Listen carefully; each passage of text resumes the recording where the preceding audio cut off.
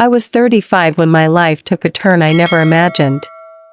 At that age, people expect you to have it all figured out, a steady job, maybe a partner, maybe even a family. I had stability, yes, but what I didn't have was the fire I once carried inside me. My days felt quiet, almost empty, and though I smiled often at others, deep down I felt like I was simply moving through life without truly living it. Love was something I thought I had left behind years ago, like an old book packed away in a box you never open. Then she appeared, 18 years old, full of reckless laughter and wild energy, a spark that reminded me of who I used to be. The first time she spoke to me, I felt a jolt, as though someone had shaken me awake from a long, lonely sleep. It began in the most ordinary place. A quiet cafe I often went to after work. I liked sitting by the window with my coffee, watching the world rush by while I stayed in my corner, unnoticed. That evening, I was buried in my thoughts when I heard her voice asking if she could sit across from me.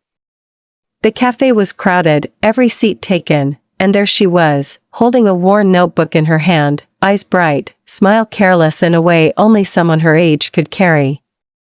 I nodded, though a part of me felt nervous. I wasn't used to strangers breaking into my bubble. She sat down and immediately started scribbling in her notebook, humming softly to herself. I tried to ignore her, but my eyes kept drifting toward her. The energy around her was impossible to ignore, like she carried sunlight in her veins. Minutes passed before she looked up and caught me staring. Instead of being awkward, she smiled like she had been expecting me to look at her. "You look like someone who writes," she said, tapping her pen against the notebook. I laughed quietly, shaking my head, but she leaned forward, her curiosity genuine. "Then you should. You have the eyes of someone with stories inside." Nobody had spoken to me that way in years. It was disarming, almost uncomfortable, but at the same time, it lit something within me. I asked her about her notebook, and she told me she wrote poems, small pieces about love and heartbreak, about dreams and fears. She read one out loud, her voice soft, and though the words were simple, the way she carried them made them feel alive. That night we talked longer than I intended. She told me her name, told me she wanted to live boldly, love without fear, and never let the world shrink her spirit. I listened, amazed at her confidence, her fearless way of being herself. I remembered being that young once, before life's disappointments carved caution into me. She asked me questions nobody else dared to. "Are you happy? When was the last time someone really made your heart race?" I had no answers that satisfied even me. She looked at me then, not with pity, but with a kind of knowing, as if she could see straight into the lonely parts one tried to hide. When I finally left the cafe, she walked with me to the street. The air was cool, and she walked close enough that I felt her warmth. Before we parted, she looked at me and said, "You'll see me again." It wasn't a question. It was a promise. That night, lying in bed, her voice echoed in my head. I tried to convince myself she was just a young girl full of careless words, but something inside me whispered that I would indeed see her again, and that she would change more than just a lonely evening. The next days blurred, but she was in them. She began appearing in the same cafe, sometimes already sitting at my usual spot. She'd wave me over like she owned that corner, like it had always belonged to us. At first, I resisted. I told myself it was just coincidence, that she would grow bored, but each time I saw her, the wall I built around myself cracked a little more. She made me laugh in ways I hadn't laughed in years. She challenged the way I saw the world, the way I saw myself. Her presence was like a mirror, forcing me to face what I had forgotten, that I too once wanted to live boldly, to love without fear. But underneath that warmth, I also felt guilt and confusion. The difference in our ages weighed on me. I wondered what she saw in me, why she kept coming back when she could have chosen people her age. She never seemed to care. If anything, she liked pushing against the boundaries I tried to draw.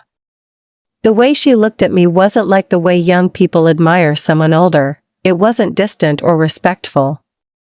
It was direct, full of a heat I wasn't prepared for.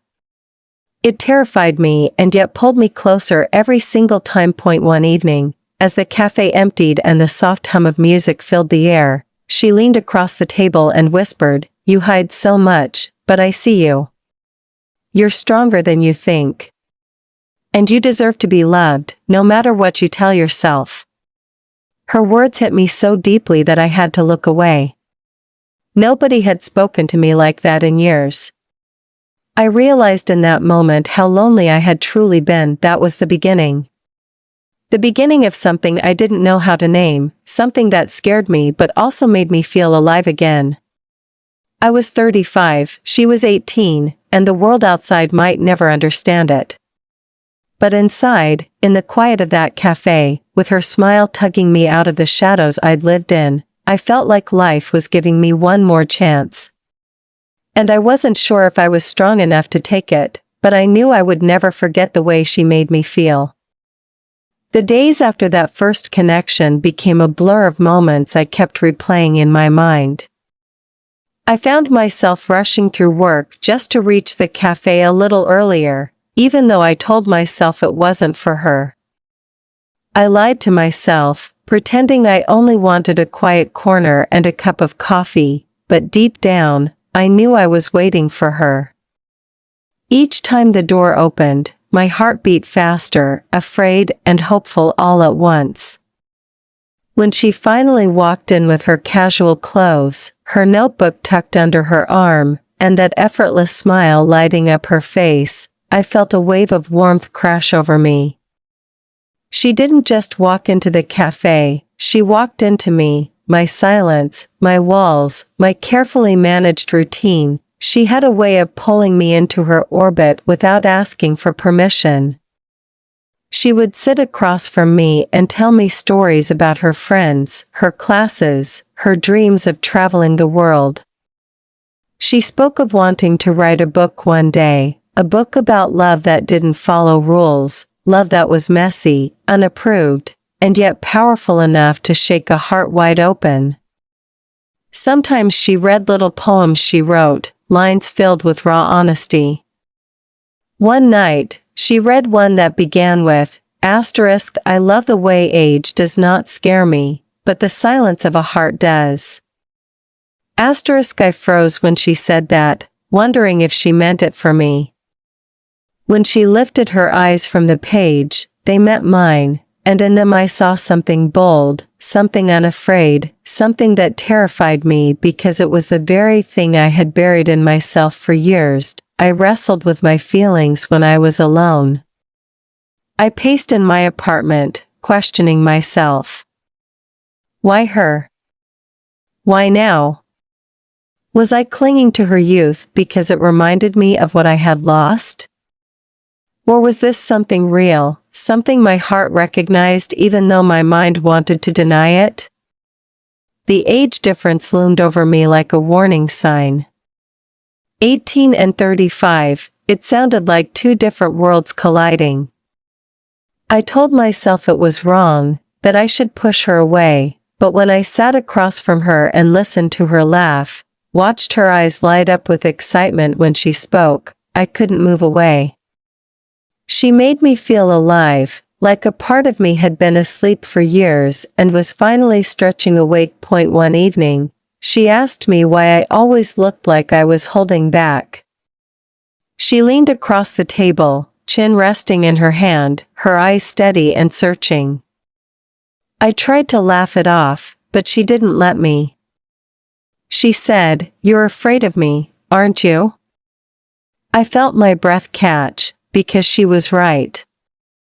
I was afraid of what she represented: youth, freedom, desire, and the possibility of heartbreak.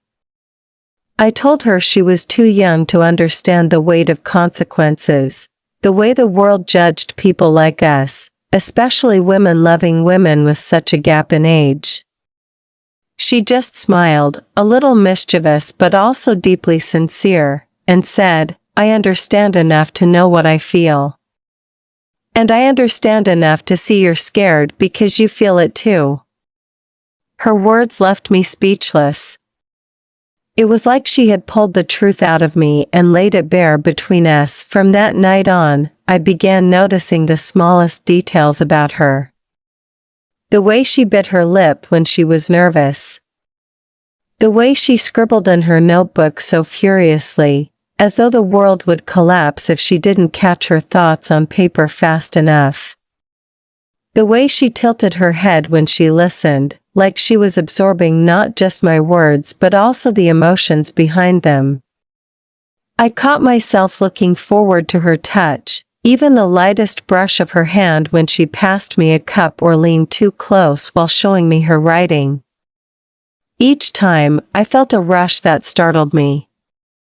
I told myself it was just a harmless attraction, but deep down, I knew it was more. The world outside our little bubble seemed irrelevant when we were together, but the moment I went home, doubts drowned me. I lay in bed at night, staring at the ceiling, replaying her laughter, her words, the way she looked at me like I was not broken, not too late, not too old. Nobody had looked at me like that in years.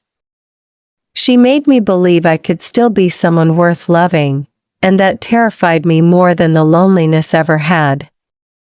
Because loneliness was safe, predictable. Her presence was chaos, fire, a storm I wasn't sure I could survive, but even with all my doubts, I kept going back.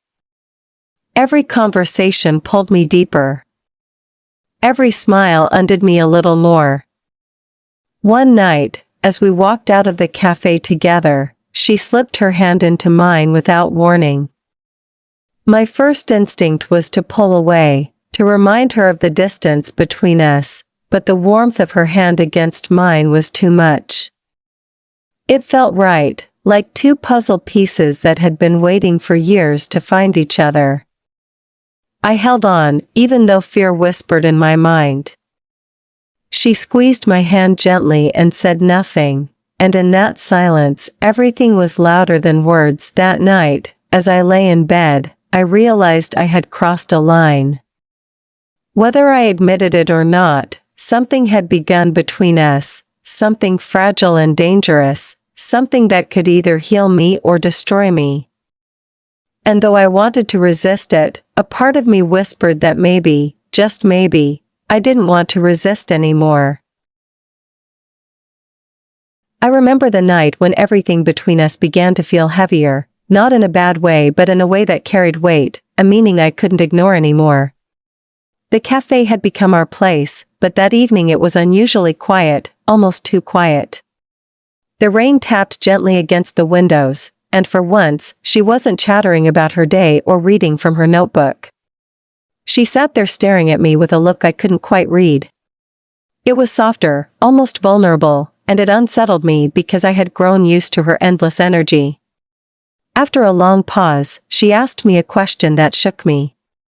"What was your first love like?" I froze, caught off guard.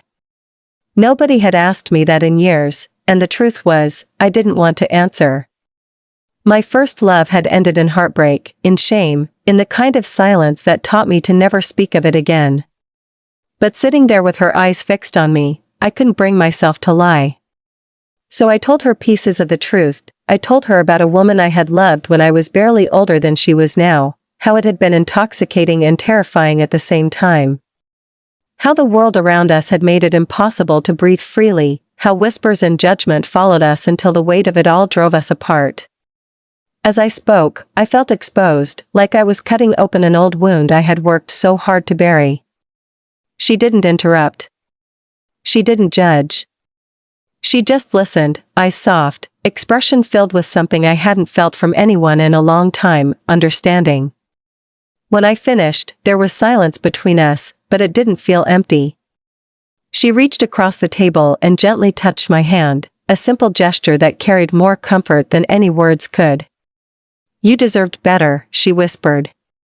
Those 3 words broke me more than the memories had, because they reminded me how much I had settled for less all these years. After that conversation, something shifted.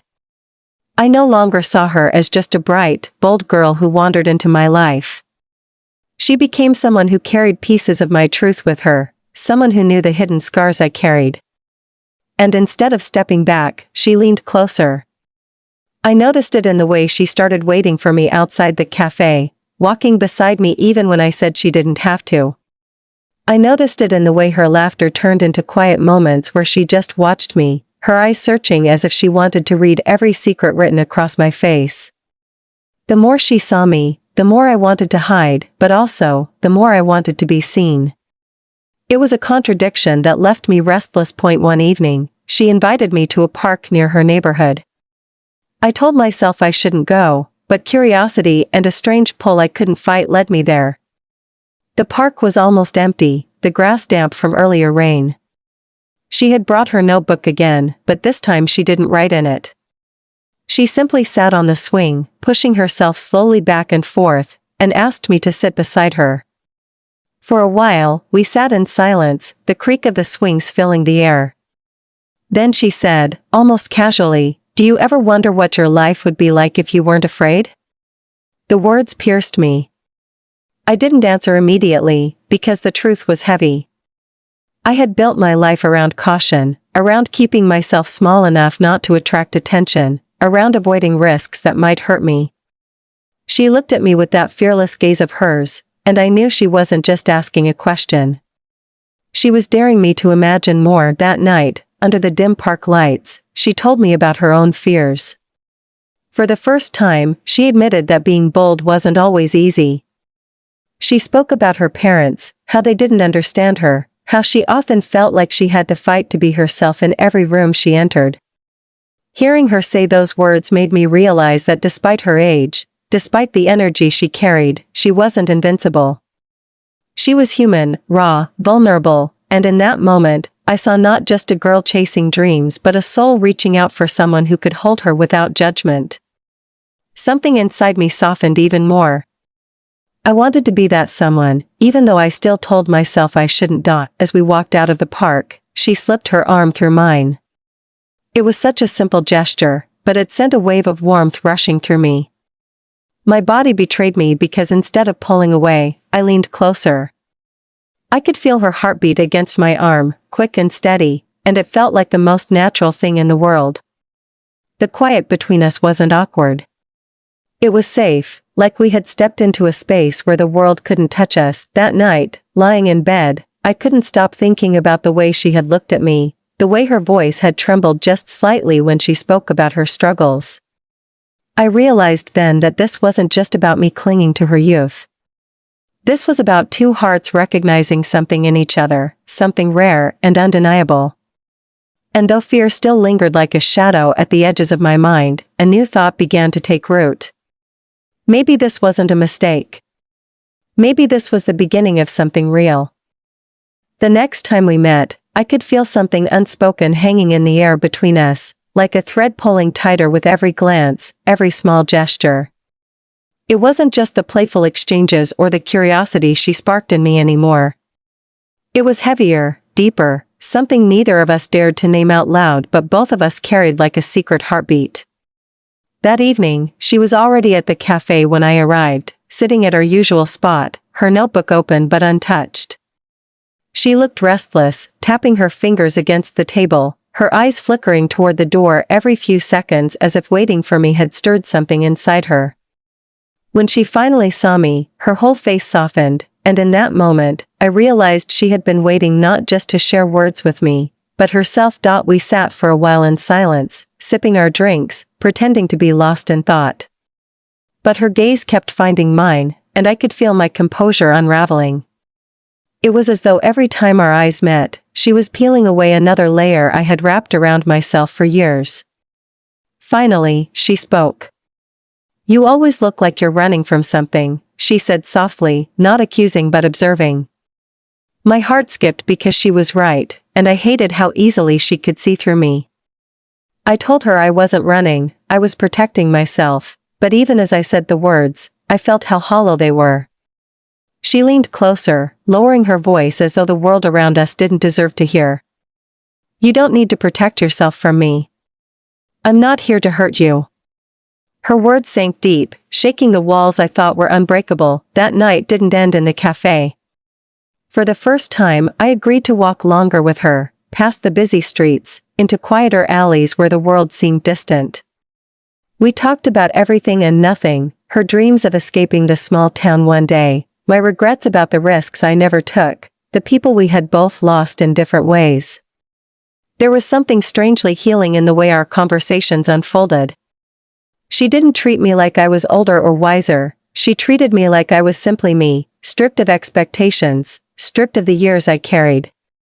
And for the first time in so long, I allowed myself to just exist in the moment without rehearsing every step, every word. When we reached a corner where we usually parted ways, she stopped walking. The street light above flickered faintly, casting shadows across her face, but her eyes shone with something steady and bold. She stood close, closer than she ever had before, and for a moment, time seemed to hold its breath. You scare me, she said quietly, surprising me. I blinked, confused, because I had always thought I was the one trembling in fear. You make me feel things I didn't expect to feel, she added, her voice trembling now in a way I had never heard from her before. And I don't know what to do with it. My chest tightened, because in that confession, I heard my own reflection. I wanted to say something, to ease the storm building between us, but all I managed was a whisper, you're not the only one. The silence that followed was thick, charged with everything neither of us dared to say. Then, slowly, she reached out and brushed her fingers against my arm, so lightly it could have been an accident, but it wasn't. My body reacted before my mind could interfere. I didn't pull away. The warmth of her touch spread through me like fire, reminding me of how alive I still was beneath all the layers of caution and fear. She looked at me then, her eyes wide but unflinching, as though waiting to see if I would retreat or stay. And for the first time, I chose not to retreat.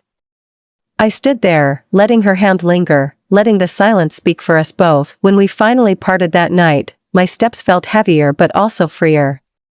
Inside me, a battle raged, fear against desire, reason against longing. I lay awake in bed, the memory of her touch burning against my skin, her words echoing in my head. I had tried so hard to keep boundaries, to convince myself that this was just a passing connection, but the truth was undeniable now. Something real had begun between us, and no matter how much I tried to deny it, I wanted more. I wanted her laughter, her boldness, her vulnerability. I wanted the way she made me feel like I hadn't missed my chance at love after all. As the days passed, I noticed I no longer resisted her presence. I stopped pretending I wasn't waiting for her. I stopped questioning why she chose me, and instead, I allowed myself to feel the gift of being chosen at all. It wasn't about age anymore, or rules, or what the world might think. It was about two hearts that had found each other in the most unexpected place. And though fear still lingered at the edges of my mind, I realized I was no longer running from it. I was walking straight into it, hand in hand with her, even if neither of us had admitted it aloud yet. The shift between us became impossible to ignore after that night. It was like we had crossed a line we both pretended not to see, yet neither of us wanted to go back. Every time we met, the air carried a quiet electricity, a tension woven into the smallest gestures. A glance that lingered too long, a hand brushing against mine, a silence filled with words neither of us dared to speak aloud. I tried to convince myself it was just friendship, that I was imagining things, but my heart betrayed me every time she looked at me like I was the only person in the room. I had lived so many years trying to keep love tucked away in a dark corner of my chest, believing it was safer that way. Now, with her, every wall I'd built was crumbling, and I was terrified of how much I wanted the collapse to continue. One evening she asked me to meet her at the park again. The sky was painted with soft shades of orange and pink as the sun dipped low, and the cool breeze carried the faint scent of grass and earth.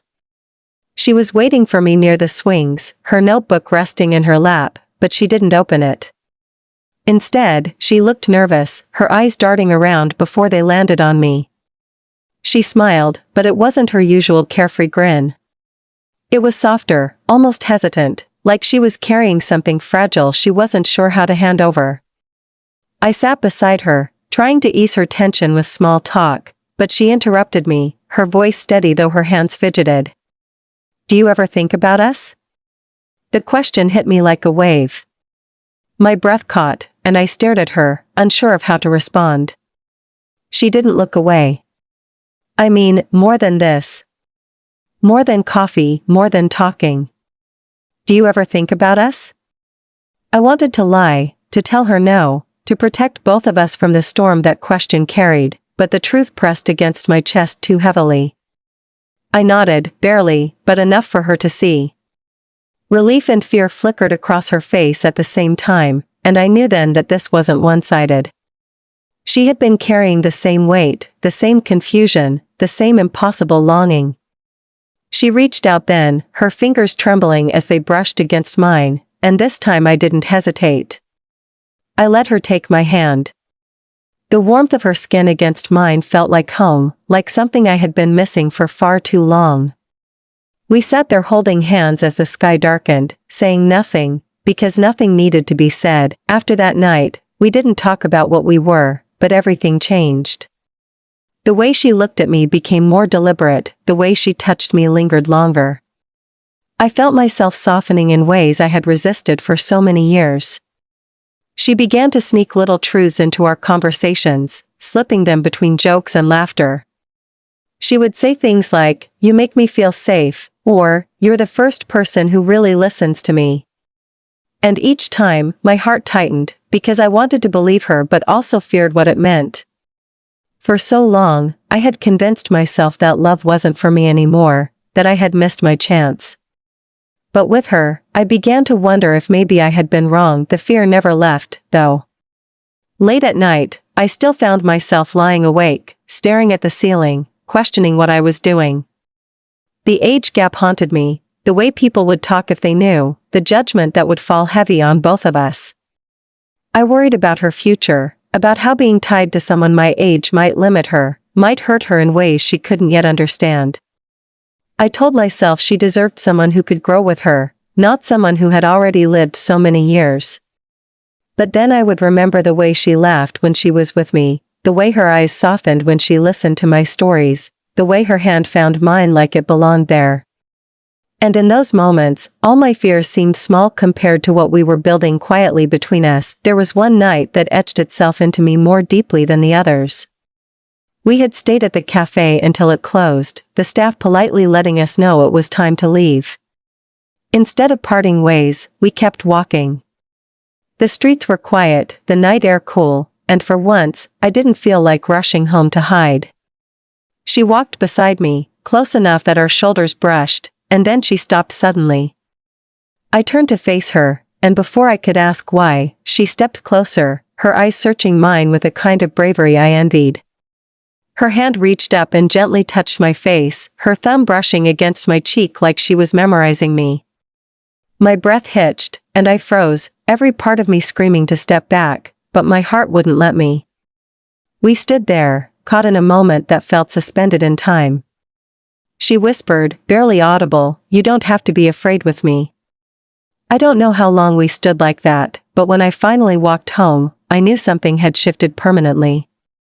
There was no going back to pretending this was just a casual connection, no burying the truth under small talk and polite boundaries. Something real was blooming between us, fragile but undeniable, and I couldn't ignore it anymore. It scared me, it thrilled me, it made me feel alive in ways I hadn't felt in decades. I was falling, whether I wanted to admit it or not, and she was falling too. And though the world outside might never understand, inside that growing bond, it didn't matter. All that mattered was the way she made me believe in love again. The weeks that followed felt like living in a secret world, one that belonged only to us. We never labeled what was happening, never dared to speak the words out loud, but every touch, every lingering glance, every conversation whispered the truth neither of us could hide anymore. She would text me at odd hours, little lines from poems she was writing or random thoughts she wanted to share, and I found myself waiting for those messages like a lifeline. My heart skipped every time her name lit up my screen. I had gone so long without feeling wanted that I almost didn't know what to do with it, and yet I couldn't stop myself from leaning into it, letting it grow. She had become the center of my days, the spark in the dullness I had been living. One Saturday, she asked me to meet her somewhere different, away from the cafe and the park. It was an old bookstore tucked away on a quiet street, the kind of place you could miss if you weren't looking for it. When I walked in, she was already there, running her fingers along the shelves, her eyes lighting up like a child in a candy shop. She grabbed a book and handed it to me, a collection of poems about forbidden love. "I thought of you when I saw this," she said, her voice steady but her eyes searching mine carefully, as though she was testing whether it was too much. My chest tightened at her choice, because it wasn't subtle. It was bold, raw, and it told me more than words ever could. I opened the book and skimmed a few lines, and when I looked back at her, she was smiling, not the carefree smile she gave the world, but a softer one, meant only for me. We sat in the corner of the shop, surrounded by old paper and the faint scent of dust and ink. She leaned against me as she read quietly, her head resting near my shoulder. It was such a simple moment, but it made me feel something I hadn't felt in years: peace. There was no judgment there, no eyes watching us, no whispers about age or rules. Just her and me, two souls wrapped up in words that mirrored what we were too afraid to say out loud. At one point, she looked up at me, her expression serious. "Do you ever think about what people would say if they knew?" The question lingered heavy in the air. I swallowed hard and nodded. Of course I thought about it. The weight of society, the stares, the gossip, it all haunted me. But she didn't look scared. She looked defiant. "Let them talk," she said. "They don't live in our skin. They don't know what this feels like." Her certainty was both terrifying and intoxicating. That night, as I lay in bed, her words echoed in my mind. They don't know what this feels like. She was right. Nobody else knew how her presence lit a fire inside me, how her laughter softened the edges of my loneliness, how her touch reminded me that I was still alive, still capable of being loved. Nobody else knew the way she made me believe in a future I thought I had lost. And maybe nobody else needed to. For once, maybe it was enough that we knew, that we felt it, that it was real. To us. Our connection deepened, so did my fear. I kept waiting for the moment it would all fall apart, for her to wake up one day and realize I wasn't what she wanted, that she deserved someone closer to her age, someone with fewer scars. I tried to prepare myself for the pain, but instead of pulling away, she kept drawing me closer. She started sharing pieces of herself she hadn't shown before, the fears that haunted her at night, the insecurities she hid behind her boldness. One evening, she admitted how often she felt misunderstood, how she carried a constant ache of not belonging anywhere. Listening to her, I realized we were more alike than I thought. We were both searching for a place where we could be seen and accepted without conditions. And somehow, against all odds, we had found that place in each other. The turning point came late one evening when we sat together by the river, the city lights reflecting in the water. She leaned into me, her head resting on my shoulder, and after a long silence, she whispered, "I don't want to just be someone in your life. I want to be the person." My breath caught, my heart pounding so loud I thought she could hear it. I wanted to tell her I felt the same, but fear choked the words in my throat. I managed only to take her hand, holding it tightly as though my grip could say what my voice could not. She looked up at me with a quiet smile, and in her eyes, I saw no doubt, no hesitation, only the kind of certainty I had long forgotten was possible. When I finally walked home that night, my chest felt both heavy and light, burdened by the weight of the world but lifted by the strength of her presence. I knew the road ahead wouldn't be easy. There would be judgment, whispers, and obstacles we couldn't yet see. But I also knew that for the first time in years, I wanted to fight for something. I wanted to fight for her, for us, for the love that had grown in the quiet corners of coffee shops and the soft spaces of late-night walks. And as terrifying as it was, the truth was undeniable now. I was already in too deep to ever turn back. It was around this time that the world outside of us began to creep in. For so long, we had lived in our little bubble, wrapped in conversations, poems, laughter, and quiet moments that felt untouched by anyone else. But love, especially the kind that isn't easily understood, can't stay hidden forever. One evening, as we sat in the cafe, one of her friends walked in and spotted us together. She waved at her friend, then turned to me with that same unshaken calm she always carried. But I felt my stomach twist. I could see the way her friend's eyes flickered between us, curiosity mixed with something sharper, something I recognized too well, judgment. That moment stayed with me long after we left, and it dug into the fears I had tried to silence. When I asked her later if she cared what people thought, she shrugged and said, "Why should I? They don't know you. They don't know us." She spoke with such certainty, but for me, the certainty wasn't as easy to grasp. I had lived long enough to know how cruel people could be, how quickly whispers turned into scars you couldn't erase. Still, she never allowed my fears to dictate her presence. If anything, she became more intentional, showing up for me in ways that made it harder for me to deny what we had. She would send me little voice notes late at night, her soft laugh spilling into the quiet of my room. She'd slip her hand into mine when we walked together, even when we passed strangers who might look twice. I felt both proud and terrified at the same time. Proud because she wasn't ashamed. Terrified because I wasn't sure if I was strong enough to carry the weight of what others would say. One night, I confessed that to her. I told her how heavy it felt, how scared I was of people tearing us apart. She didn't flinch. She looked at me with those fierce eyes and said, "Then let them try. Because I'm not leaving. And neither are you." Her confidence shook me, because in her I saw the courage I had lost over the years, and it made me want to be braver too. There was a night that felt like a breaking point for me.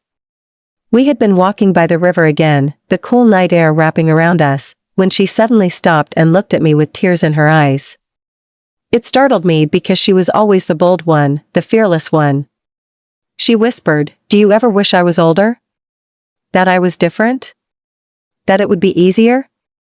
The vulnerability in her voice shattered me.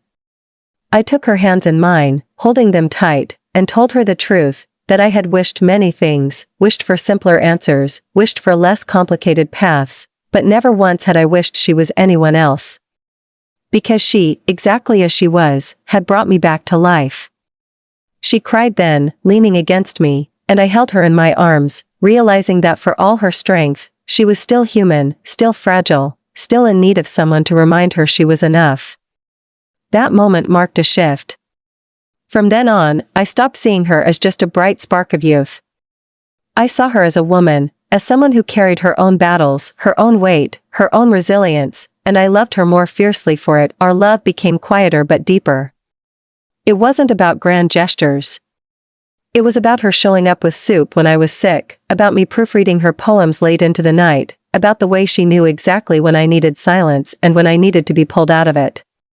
It was in the way she laughed against my shoulder, the way I caught her watching me when she thought I wasn't looking, the way time seemed to dissolve when we were together. The age difference, the fear, the outside world, it was all still there, but in those moments, it felt small compared to the bond we were weaving thread by thread. Of course, the outside world didn't vanish. I heard whispers, caught side glances, sensed the curiosity and disapproval in subtle ways. It stung, sometimes more than I wanted to admit. But every time doubt started to sink in, she was there, grounding me with her steady presence. One night, after a particularly hard day, I told her I wasn't sure if I was strong enough to keep doing this. She took my face in her hands, looked straight into my eyes, and said, "Then let me be strong enough for both of us until you are." Nobody had ever said anything like that to me. Nobody had ever offered me that kind of unwavering loyalty. It broke something open inside me, something I had been holding shut for far too long. That was when I realized love wasn't about who was older or younger, who had more years or fewer scars. Love was about choosing each other, again and again, even when the world made it hard. And she chose me, every single day, without hesitation. Slowly, I began to choose myself too, through her eyes, through her certainty. And with every choice, I felt the pieces of my heart coming back together in ways I never thought possible. Time has a strange way of testing love, stretching it, bending it, pulling at its edges to see if it will break or if it will hold. For us, it held. Not without pain, not without nights where I lay awake drowning in doubt, but it held. The strength of what we had wasn't in how perfect it was but in how imperfect we were together and still chose to stay.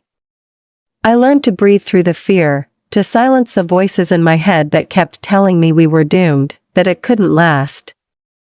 Every day I woke up and saw her name on my phone, or her smile across a cafe table, or her poems scrawled in messy handwriting just for me. I knew it was real. And real was enough. There came a day when she invited me to her small apartment for the first time. I remember standing in the doorway, nervous in a way I hadn't been since I was a teenager, my heart pounding because this wasn't just a visit, it was an invitation into her private world. The walls were covered in sketches and scribbles of words, photos of places she wanted to see, dreams taped up like they were too precious to leave in a notebook. She laughed at my wide eyes and said, "It's messy, I know, but to me it felt sacred, like stepping into her soul." She made us tea and we sat on the floor, the steam curling between us. She read me lines from her journal that she had never shared with anyone else, and I felt something inside me break open again, this time not from fear or sadness, but from the overwhelming truth that she trusted me in a way no one else had. That night, lying beside her, listening to the rhythm of her breathing, I thought about how different our lives were. She had years ahead of her, dreams spilling out of her pockets, while I carried a past full of mistakes, regrets, and battles fought long before she came into my life. And yet, in that moment, none of it mattered. She wasn't thinking about how many years I had lived before her. She wasn't weighing whether I was too broken to love.